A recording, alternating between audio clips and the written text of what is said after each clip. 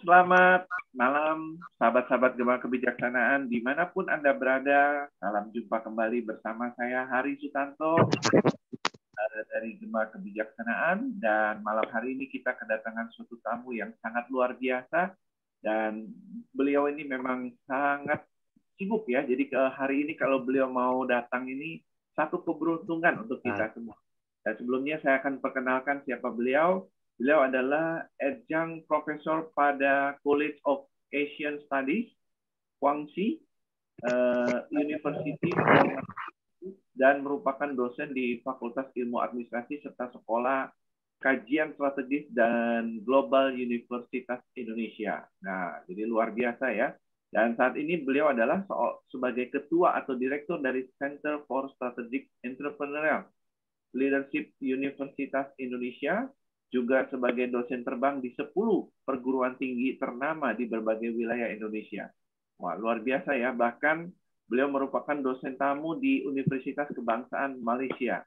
Beliau juga adalah juri pemilihan Putri Indonesia sejak tahun 2019 sampai sekarang. Nah, jadi ini makanya beliau tampak awet muda ya, karena menilai putri-putri Indonesia begitu ya.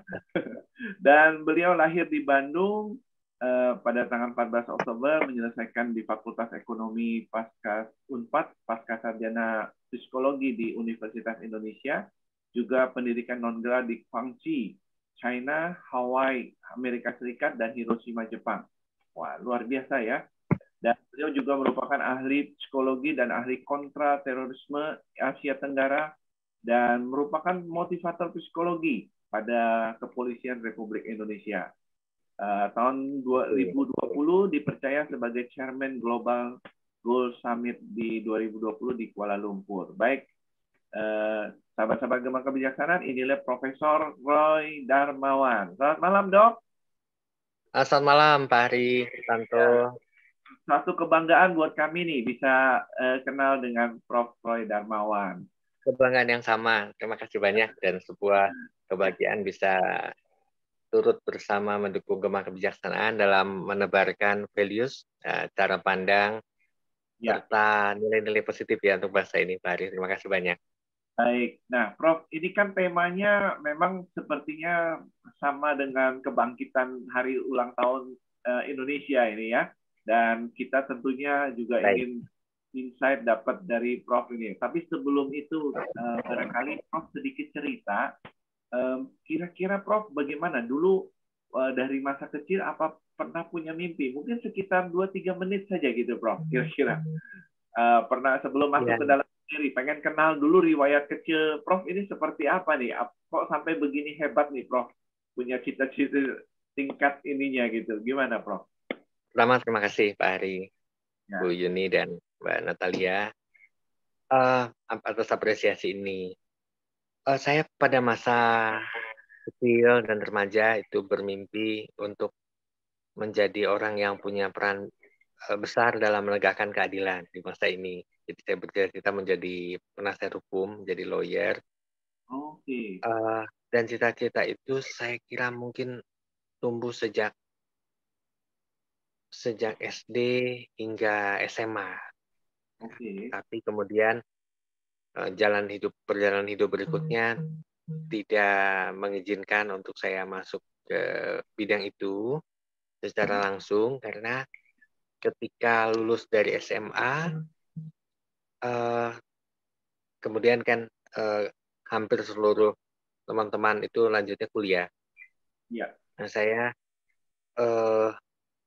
secara ya mungkin salah satu orang yang saya sangat segani waktu itu mengatakan bahwa itu dibelokkan oleh Tuhan. Jadi saya masuk kuliah di manajemen. Waktu awal-awal itu masih juga, saya pengennya kuliah di bidang hukum. Waktu itu trik ini aja, trik orang yang ikut tes dulu, trik UMPTN, katanya kalau kita pilihan apa, taruh di atasnya yang lebih tinggi supaya bisa pas. Ternyata trik itu mungkin kurang tepat, karena justru terima di yang lebih tinggi itu. Dan kemudian ya masih ingin menjadi berperan menegakkan keadilan, menjadi lawyer. keinginan itu di tahun kedua kuliah masih ada, dan saya sempat tes lagi tadinya sudah mau tinggal, ternyata mungkin tapi Iya. saya tidak tega juga meninggalkan apa yang sudah saya mulai. Jadi tidak saya ambil lagi hukum. Saya lanjut di manajemen sampai lulus, sampai ya lulus cum laude, puji syukur. Kemudian saya tertarik mengambil bidang psikologi di S2. Ya, bidang psikologi yang waktu itu belum banyak bisa diambil oleh orang yang non psikologi S1-nya. Dan kemudian saya akhirnya juga di profesional di ini banyak mungkin menjadi pembicara terkait dan konsultan terkait bidang psikologi terapan. Terus saya melanjutkan lagi S3 di bidang manajemen. Jadi bidang hukum ini secara formal ya kita masih minat, tapi mungkin juga karena ya mungkin untuk menjadi di bidang hukum ini kadang-kadang katanya perlu banyak toleransi ya, begitu banyak. Sedangkan dengan prinsip-prinsip yang terlalu kuat values-nya untuk menegakkan keadilan, tidak bisa toleransi. Mungkin di masa itu dan hingga masa kini awal-awal mungkin belum bisa tentu sukses juga ya, apabila tidak bisa toleransi dengan hal-hal yang terkait dengan penyimpangan ketidakadilan dan lain-lain. Akhirnya mungkin saya ditempatkan di tempat sekarang, itu tempat yang lebih baik karena lebih fleksibel. Orang psikologi itu lebih bisa fleksibel, lebih bisa bernegosiasi, dan lebih bisa memahami nilai-nilai maupun values yang dianut oleh orang lain, termasuk terutama sekali individual differences. Dan saya menikmati bahagia dengan profesi saya ini. Terima Jadi kasih. akhirnya Prof ketemu passion yang tepat juga gitu ya. Ketemu, ada yang bilang itu istilahnya tersesat di jalan yang benar ya, begitu. Ya, mungkin juga begitu. Iya, bisa tersesat tapi di jalan yang benar ya, Prof ya. Oke, baik, kita nggak ya. baik, kita mungkin pengen dengar nih, Prof, bisa kasih kita insight atau inspirasi gimana, Prof, di dalam tema Prof hari ini, pulih lebih cepat, bangkit lebih kuat. Silakan, Prof. Mungkin bisa. Baik. Terima kasih banyak. Pilihan ini sesuai dengan selaras ya dengan tema tema perayaan kemerdekaan Indonesia ke-77 ya, pulih lebih cepat dan bangkit lebih kuat. Nah, saya melihat bahwa kecepatan pemulihan, kecepatan untuk bisa rebounds up, kecepatan untuk bisa punya daya membal yang tinggi ini sangat ditentukan oleh cara berpikir kita dan cara pandang kita terhadap situasi eksternal, terhadap kesulitan, terhadap tantangan, terhadap hambatan, terhadap hal-hal yang tidak kita sukai, terhadap hal-hal yang tidak kita dambakan, itu bagaimana cara kita memandangnya. Nah, guru saya di Fakultas Psikologi UI dulu, teladan saya yang sangat saya hormati dan banyak mempengaruhi pemikiran saya, namanya almarhum Dr. Sukiat. Beliau mengatakan mungkin satu adagium begitu ya, negative thinking is wasting energy, but positive thinking is mobilizing energy. Pikiran negatif membuang energi, menghabiskan energi, tapi pikiran positif itu mengumpulkan energi. Ini selaras dengan yang disampaikan oleh maestro motivator dunia, Anthony Robbins, yang mengatakan, kalau dalam bahasa Indonesia kira-kira begini, bukan peristiwa yang membuat kita menjadi bagaimana, tetapi respon atas peristiwa tersebutnya. Jadi bukan peristiwanya, akan tetapi respon atas peristiwanya yang menjadikan apa yang terjadi. Gitu. Jadi bangsa ini perlu sekali untuk memiliki positive thinking, cara pandang positif terhadap apa yang terjadi. Nah, kita lihat bahwa banyak hal-hal, kejadian-kejadian di dunia maupun di negara kita itu cepat pulihnya dan makin kuat kalau kita melihat sesuatu secara positif. Ya, ketika melihat apapun secara negatif dengan kacamata negatif, maka ya pulih lebih lama, ya, dan mungkin juga tidak pulih-pulih gitu ya.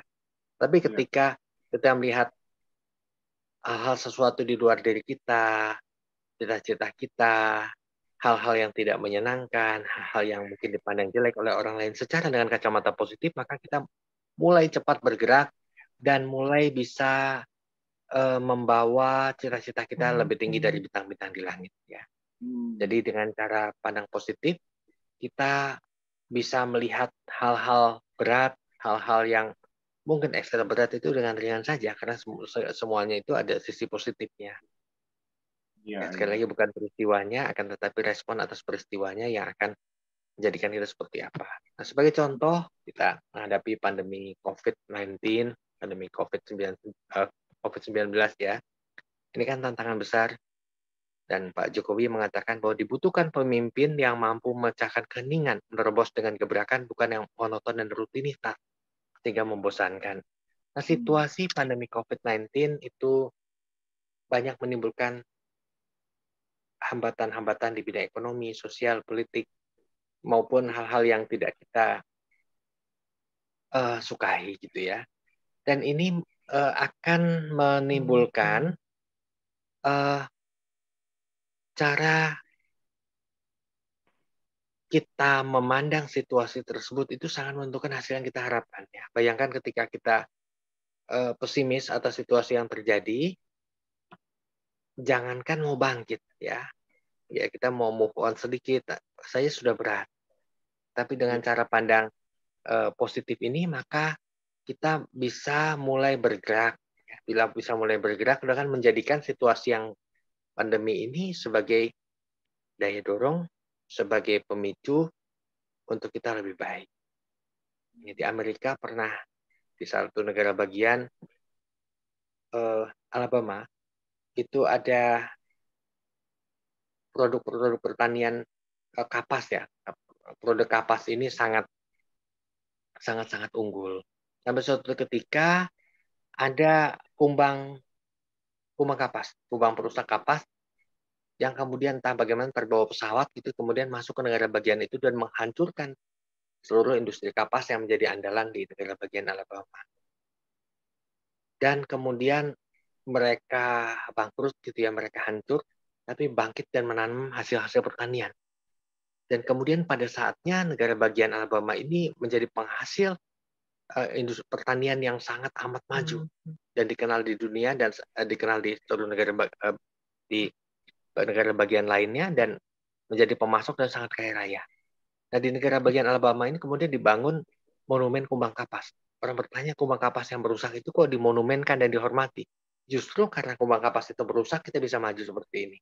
Ini cara pandang positif. Mungkin pandemi COVID-19 ini menyisakan luka, duka, kebangkrutan, ya, air mata, tetapi kita sama-sama diharapkan masih percaya there is a light at the end of the tunnel. Terdapat cahaya terang di balik terowongan gelap.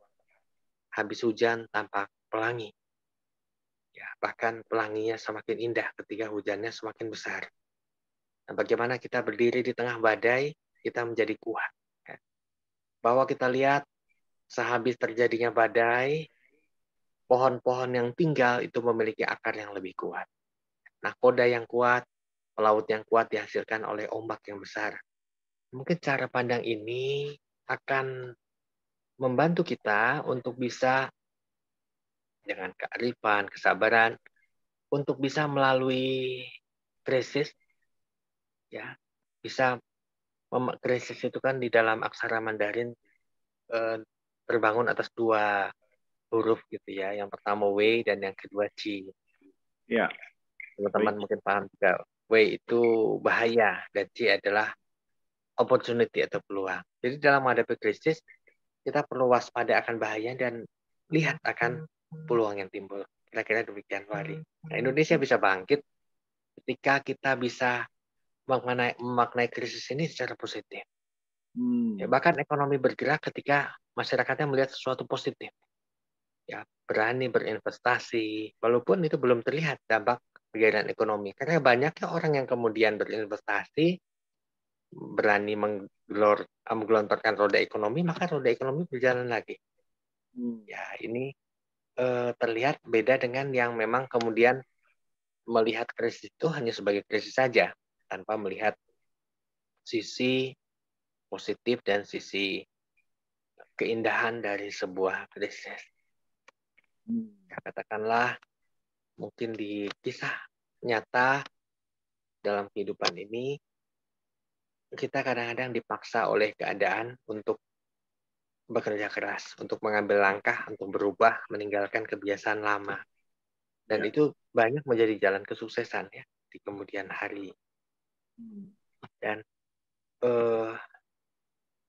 ya bangsa-bangsa yang cukup kuat nilai spiritualitasnya, itu punya peluang yang lebih besar untuk bisa bangkit lebih cepat dan pulih lebih kuat. Karena memaknai bahwa ada invisible hand, ada pengendali kehidupan, ada Sang Maha Sutradara yang akan mengarahkan, membimbing, memberikan kekuatan, dan tidak mengizinkan kita mengalami sebuah keadaan, cobaan, rintangan yang melebihi kekuatan kita. Semakin kita yakin ada sebuah kekuatan, ada tiang kekuatan yang luar biasa besar. Izin demikian, Pak Ari. Terima kasih banyak. Ya.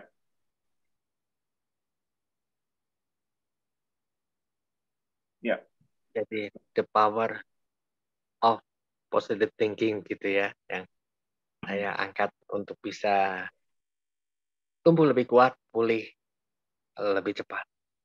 Ketika bisa diinstal ini program positif ini positive thinking ya, walaupun hasil tes COVID positif, ada sisi-sisi baiknya gitu ya, terutama yang bisa melewati situasi itu.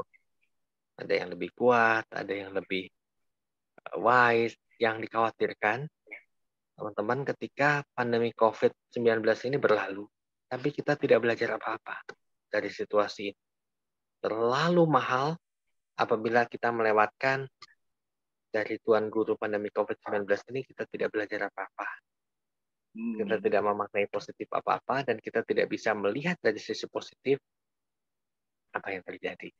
Mungkin demikian. Ya. Dan ini bagaimana mengubahkan karakter kita, memperbarui values atau nilai-nilai, dan memperkuat visi ke depan dari seseorang yang bisa melewati tetesan air mata, dan bahkan menjadikan tetesan air mata ini, merubahnya menjadi mata air kehidupan yang akhirnya mengalir, memuaskan dahaga banyak orang. Terima kasih banyak. Ya.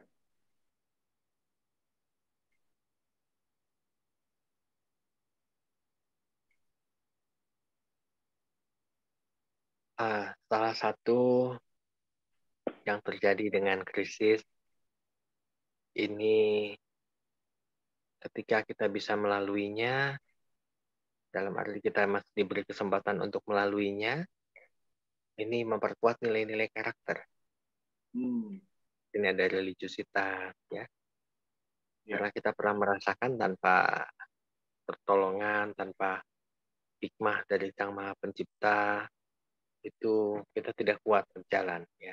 Kemudian kita lebih toleransi terhadap, karena memahami juga banyak yang mengalami kondisi-kondisi yang tidak menguntungkan, ya.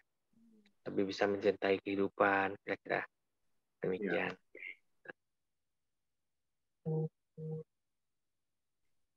Dan dalam untuk tumbuh lebih kuat, pulih lebih cepat, itu diperlukan kecerdasan. Dalam pandangan saya ada 4, yaitu IQ atau intellectual quotient, EQ atau emotional quotient, dan ada SAQ, adversity quotient. AQ ini kecerdasan di dalam memaknai, kecerdasan di dalam menghadapi berbagai penderitaan dan kemalangan. Dan di dalam bingkai ini keseluruhan dibingkai oleh SQ atau spiritual quotient. SQ ini adalah kecerdasan di dalam memaknai apa yang dilakukan. Jadi Dana Johar and Marshall di dalam bukunya Spiritual Capital Corporation, beliau juga mengarang buku kecerdasan spiritual mengatakan bahwa kecerdasan spiritual ini kecerdasan untuk bisa memaknai positif atas apa yang terjadi dan kecerdasan untuk memaknai positif atas apa yang dilakukannya.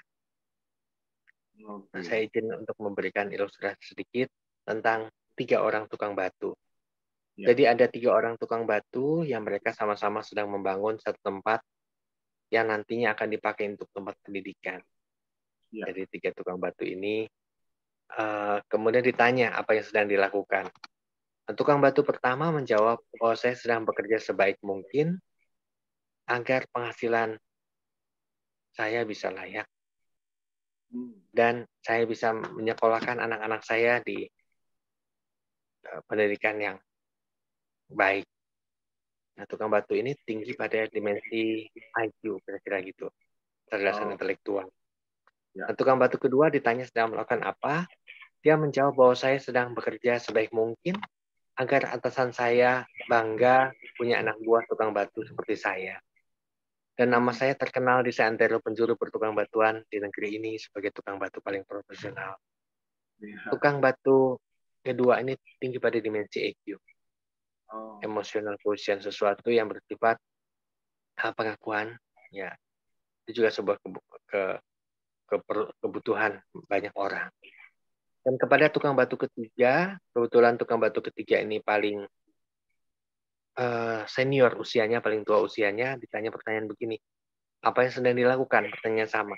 Tetapi tukang batu ketiga menjawab bahwa dengan suara yang serak-serak basah dan suara yang bergetar bahwa saya sedang terlibat aktif di dalam proses mencerdaskan bangsa. Lebih lanjut, ia mengatakan bahwa bangsa ini memerlukan perubahan dan yang saya lakukan pada hari ini di tempat ini adalah bagian dari proses mencerdaskan bangsa. Tukang batu ketiga ini tinggi pada dimensi SQ tadi, memaknai positif atas apa yang dilakukan, yang padahal sama-sama sedang membantu dan mendapatkan uang dari proses aktivitas sebagai tukang batu ini. IQ, EQ, dan SQ ini merupakan kecerdasan yang penting untuk bangkit lebih cepat, pulih lebih kuat. Dan masih ada lagi satu kecerdasan, ya izin Pak Hari, yaitu kecerdasan adversity yang atas itu. Kecerdasan di dalam melalui dan memaknai berbagai-bagai penderitaan dan kemalangan. Ini tercermin dari sebuah kisah, izin yang saya berjudul, dan kita pernah, intisarinya mungkin kita pernah mengetahuinya, kisah si anak kerang yang membalut pasir penderitaan menjadi mutiara kemuliaan. Itu ceritanya. Pada suatu petang yang sendu, seekor anak kerang datang mengadu dan mengeluh kepada ibunya, yaitu ibu kerang, karena sebutir pasir kerikil bagai sembilu telah memasuki tubuhnya yang merah dan lembek. Anakku, kata sang ibu kerang sambil bercucuran air mata, Tuhan tidak memberikan kepada kita bangsa kerang sebuah tangan pun, sehingga ibu tidak dapat melakukan apa-apa untuk mengeluarkan pasir itu dari perutmu. Terimalah ini sebagai takdir alam. Jangan lagi terlalu lincah. Larutlah pasir itu dengan getah perutmu, maka niscaya rasa sakitnya akan berkurang. Si anak kerang berusaha bertahan. Meski kadangkala sakitnya tak alang kepalang, tetapi demi diingatnya nasihat bundanya, ia berusaha bertahan. Waktu demi waktu berlalu, rasa sakitnya pun mulai terasa menjadi biasa, dan ketika saatnya tiba, sebutir mutiara yang sempurna mulai terbentuk di dalam dagingnya. Makin lama makin halus, makin waktu makin berkilau. Dirinya sebagai akibat bentukan nestapa lebih berharga dari juta kerang lain yang didorong-dorong orang dalam gerobak bertuliskan sedia kerang rebus. Tetapi si anak kerang yang telah membalut pasir penderitaan menjadi mutiara kemuliaan telah menjadikan dirinya begitu berharga dan dipakai oleh wanita-wanita kaya dan jelita untuk menambah kecantikan mereka. Inilah kecerdasan adversity, kecerdasan untuk bisa melalui dan memaknai positif atas hal-hal yang tidak kita sukai, tetapi itu mendewasakan, menguatkan, memberikan inspirasi pada kita. Izin saya mengambil kesimpulan ya, bahwa tadi adversity intelligence ini kemampuan untuk menghadapi keadaan yang tidak menguntungkan Dan ini ada dimensi-dimensinya, ada control, ownership, grace, and endurance. Ya. Jadi bagaimana dia bisa mengontrol situasi yang tidak menyenangkan, daya tahan, kemudian rasa kemampuan untuk bisa bergerak, move on gitu ya. Nah, diperlukan leadership yang kuat ya. Pemimpin itu mentransformasi dan menggerakkan orang menuju visi. Nah, visi ini merupakan hal yang sangat penting. Di Amerika pernah hidup seorang negarawan besar namanya Madam Helen Keller. Jarang yang tahu bahwa Helen Keller ini buta dan tuli sejak masa kecilnya. Kepada Helen Keller yang dilahirkan buta dan tuli ini pernah ditanya pertanyaan, Helen, apakah yang lebih buruk daripada dilahirkan buta? Helen Keller dengan tegas dan tidak ragu-ragu menjawab bahwa yang lebih buruk daripada dilahirkan buta adalah memiliki mata tetapi tidak memiliki visi. Selaras dengan ini, pepatah Jepang mengatakan bahwa visi tanpa tindakan adalah bagikan sebuah mimpi di siang hari. Tetapi tindakan tanpa visi adalah bagikan mimpi buruk. Kita perlu cara pandang yang tepat menghadapi situasi yang tidak menentu. Ya, kita tahu pernah dengar bahwa Raja Wali bisa terus terbang. Ketika krisis, ketika situasi angin yang besar, dia akan terbang semakin tinggi. Bahkan ada binatang yang mengganggu dia tidak risaukan, tapi terbang lebih tinggi sampai binatang itu, burung lain kemudian terjatuh dengan sendirinya. Inilah yang kita perlukan untuk bisa pulih, Indonesia pulih dari krisis dan menjadikan situasi yang tidak menyenangkan ini sebagai sebuah opportunity. Dan saya akan tutup dengan salah satu adegan di drama Korea, drakor ya, bahwa dunia akan gelap kalau kau dan aku tidak memberikan cahaya. Mungkin itu Pak Hari. Terima kasih banyak. Baik, terima kasih Prof. Nah, materi Prof ini kalau dibahas lebih jauh sangat menyentuh ini, sangat menginspirasi banget gitu ya.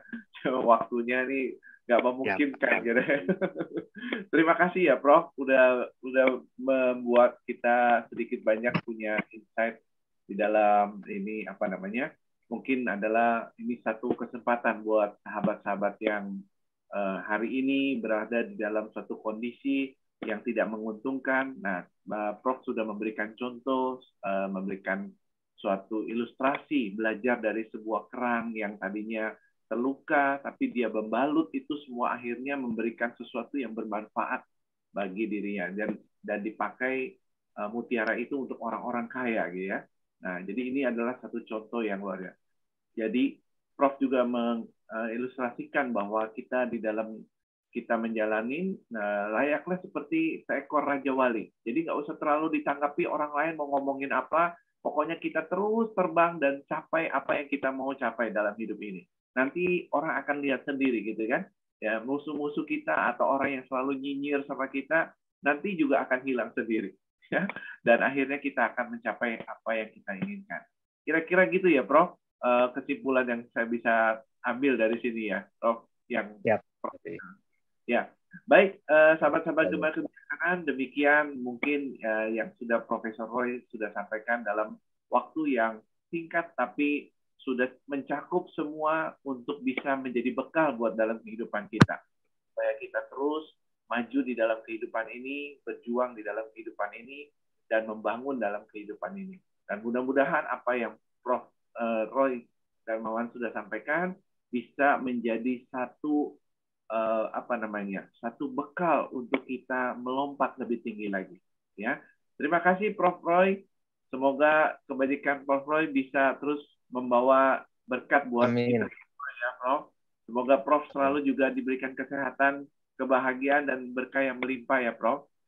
Amin. Sama-sama Pak Hari dan terima kasih sahabat-sahabat Gema Kebijaksanaan. Kita berjumpa kembali dalam minggu depan.